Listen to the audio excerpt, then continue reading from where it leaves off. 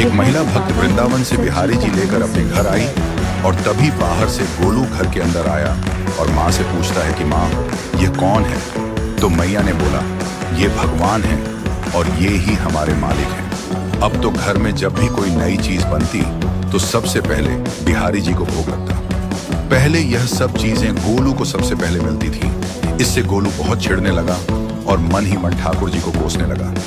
एक दिन गोलू की माँ काम पर जाते समय बोली, गोलू, यमुना जी से मटके में जल भर कर लाना। जब गोलू पानी भरने के लिए जाने लगा तो जाते जाते बिहारी जी को कहने लगा, खाने के लिए तो सबसे पहले तैयार रहते हो, लेकिन काम तो मुझे ही करना पड़ता है। अगर यहाँ रहना है तो काम करो। कहकर गोलू यमुना जी से जल भरने के लिए चल पड़ा। गोलू जब यमुना जी में जल भरने लगा तो उसने देखा कि यमुना जी के अंदर बिहारी जी विराजमान है और कह रहे हैं, ला गोलू, घड़ा हम भर देते हैं।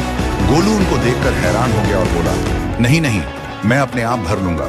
लेकिन ठाकुर जी ने उसके हाथ से घड़ा ले लिया और भर कर घर ले आए। गोलू घर आकर डर रहा था कि अगर माँ को पता लगा कि मैंने ठाकुर जी से काम करवाया है तो आज मेरी पक्की पिटाई होगी। माँ ने घर आकर बिहारी जी को गीले कपड़ों में देखा तो एकदम से हैरान हो गई और कहने लगी कि गोलू, ये जरूर तेरी शरारत है, जरूर तूने ही इन पर जल डाला है। गोलू ने अपनी माँ को समझाने का बहुत प्रयास किया, लेकिन माँ ने उसको डांट कर चुप करा दिया और ठाकुर जी के भीगे हुए वस्त्रों को बदलने लगी।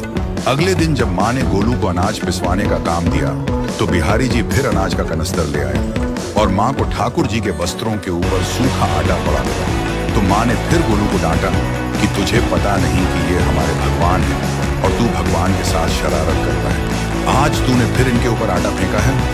तो गोलू शपथ लेकर कहने लगा, नहीं माँ, मैंने कोई शरारत नहीं करी है।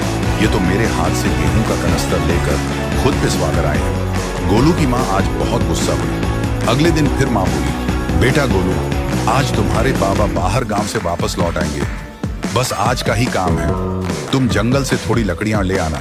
गोलू फिर डर गया, कहीं ठाकुर जी फिर मेरे पीछे ना आ जाएं। गोलू ने माँ को बोला कि मैं चला तो जाऊंगा, लेकिन बिहारी जी को समझा लो, वो मेरे पीछे ना आई। उसकी माँ हंसकर बोली, हाँ हाँ समझा दूंगी, तुम जाओ तो सही। गोलू जल्दी जल्दी लकड़ियां लेने जंगल में चला गया और माँ काम पर चली गई। लेकिन उस दिन माँ काम से जल्दी वापस आ गई और देखा बिहारी जी अपनी चौकी पर विराजमान नहीं है। वह तो एकदम से घबरा गई कि कहीं गोलू की शरारत तो नहीं। वह भागी भागी जंगल की तरफ गई।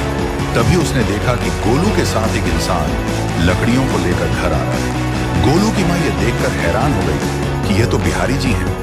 ये क्या हमारे भगवान हमारा काम कर रहे हैं? इसका अर्थ गोलू ठीक कह रहा था। कहते हैं